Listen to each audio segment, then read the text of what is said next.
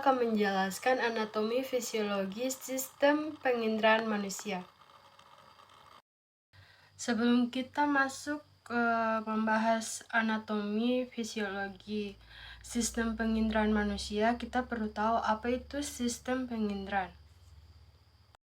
Ya, jadi teman-teman, sistem penginderaan adalah organ akhir yang dikhususkan untuk menerima rangsangan tertentu.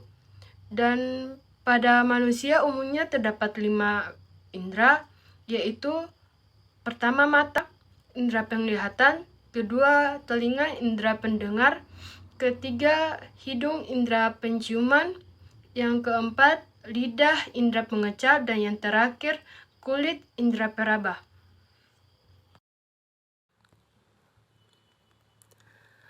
Anatomi fisiologi sistem penginderaan pada manusia.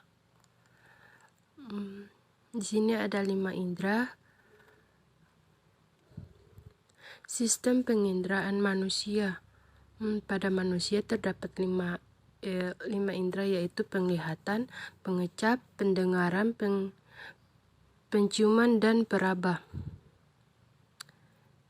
Yang pertama ada indera penglihatan atau mata. Mata berfungsi untuk menerima rangsangan berupa cahaya karena di dalamnya terdapat reseptor penerima cahaya yang disebut fotoreseptor. Dinding bola mata terdapat 3 lapisan, yaitu skerela, koroid, dan retina. Bagian-bagian mata terdapat kornea mata berfungsi meneruskan cahaya yang masuk ke dalam mata. Cahaya tersebut akan masuk dan berakhir pada selaput jalan atau retina. Iris merupakan selaput pelangi yang letaknya di belakang kornea mata. Di tengah selaput pelangi terdapat celah yang disebutkan anak di mata atau pupil. Berikutnya pupil berfungsi untuk mengatur banyaknya cahaya yang masuk ke dalam mata. Iris mengandung pembuluh darah dan pigmen. Jumlah pigmen akan menentukan warna mata. Bila tidak ada pigmen, mata akan berwarna merah. Berikutnya lensa mata berfungsi untuk memfokuskan agar cahaya yang masuk ke dalam mata jatuh tepat pada retina, maka benda yang terlihat tampak jelas. Yang berikutnya retina berfungsi untuk menangkap cahaya yang masuk ke dalam mata. Retina terletak di paling belakang pada mata. Berikutnya saraf. Saraf mata memiliki fungsi untuk meneruskan rangsangannya cahaya ke otak. Yang berikutnya otot. Otot mata berfungsi untuk menggerakkan bola mata sehingga mata bergerak ke kanan, kiri, atas, dan bawah. Cara kerja mata yaitu proses mata penglihatan benda adalah sebagai berikut. Yang pertama, cahaya yang dipantulkan benda ditangkap oleh mata, menembus kornea dan diteruskan ke pupil untuk diatur intensitas cahayanya. Berikutnya, cahaya diteruskan menembus lensa mata dan daya akomodasi lensa mata mengatur agar cahaya jatuh ke tepat di binti kuning. Binti kuning menerima cahaya melalui sel kerucut dan sel batang lalu disampaikan ke otak. Informasi diolah oleh otak dan kita dapat mengetahui apa yang kita lihat. Dan berikutnya ada indera pendengar atau telinga. Bagian-bagian telinga terdapat bagian luar yakni terdiri dari daun telinga, lubang telinga, dan liang pendengaran. Berikutnya telinga bagian tengah yakni terdiri dari gendang telinga, 3 tulang pendengar atau martil, landasan, dan dangsa gurdi. Dan berikutnya saluran eustachius. Dan telinga bagian dalam yakni terdiri dari alat keseimbangan tubuh, 3 saluran setengah lingkaran, tingkap jorong, tingkap bundaran, dan rumah siput atau koklea.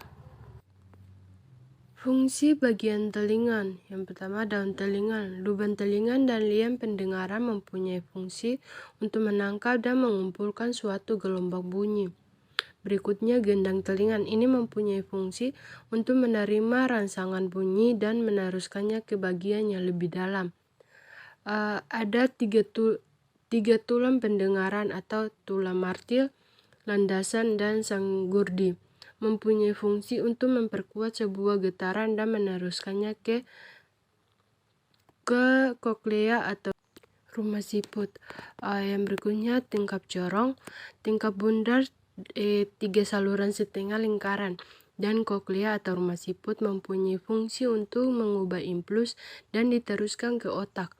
Pada 3 saluran setengah lingkaran juga mempunyai fungsi untuk menjaga keseimbangan tubuh. Saluran eustachius fungsinya untuk menghubungkan suatu rongga mulut dengan telinga bagian luar. Cara kerja telinga. Suara yang kita dengar akan ditangkap oleh daun telinga, kemudian sampai ke gendang telinga, sehingga membuat gendang telinga bergetar. Getaran ini diteruskan oleh 3 tulang pendengaran ke tingkap jorong dan diteruskan ke rumah siput. Di dalam rumah siput, cairan limfe akan bergetar sehingga merangsang unjung-unjung saraf. Berikutnya ada indera penciuman atau hidung. Bagian-bagian hidung dan fungsinya. Lubang hidung mempunyai fungsi untuk keluar masuknya sebuah udara. Rambut hidung mempunyai fungsi untuk menyaring sebuah udara yang masuk ketika bernafas. Selaput lendir mempunyai fungsi sebagai tempat menempelnya sebuah kotoran dan sebagai indera pembau. Serabut saraf ini mempunyai fungsi untuk mendeteksi zat kimia yang ada pada udara pernafasan. Saraf pembau ini mempunyai fungsi untuk mengirim bau-bauan ke bagian otak. Dan cara kerja hidung yaitu rangsang atau bau menuju ke lubang hidung, lalu menuju ke epitelium olfaktori, lalu menuju ke mukosa olfaktori, dan menuju ke saraf olfaktori, lalu menuju ke talamus melalui talamus, lalu ke hipotalamus, dan terakhir menuju ke otak. Berikutnya ada indera pengecap atau lidah. Lidah yaitu organ tubuh yang berperan sebagai indera pengecap dengan reseptor khususnya yang bisa menerima rancangan atau rancangan zat kimia yang larut.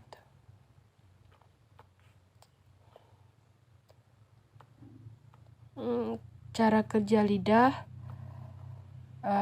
Makanan atau larutan bersama menuju ke papila lidah, kemudian menuju ke saraf gustatori, lalu menuju ke medula oblongata, kemudian menuju ke talamus, dan yang terakhir menuju ke bagian otak.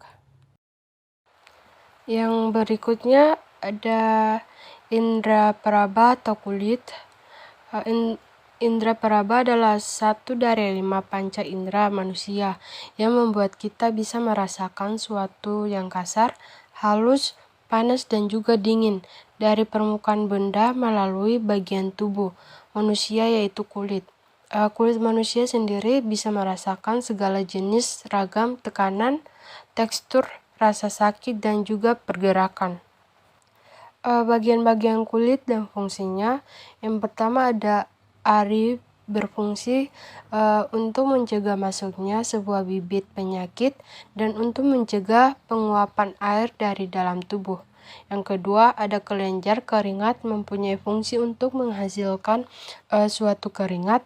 Ketiga, lapisan lemak mempunyai fungsi untuk menghangatkan suatu tubuh. Dan keempat, otot pergerakan rambut mempunyai fungsi untuk mengatur sebuah gerakan rambut. Dan yang terakhir ada pembuluh darah, mempunyai fungsi untuk mengalirkan darah ke seluruh tubuh.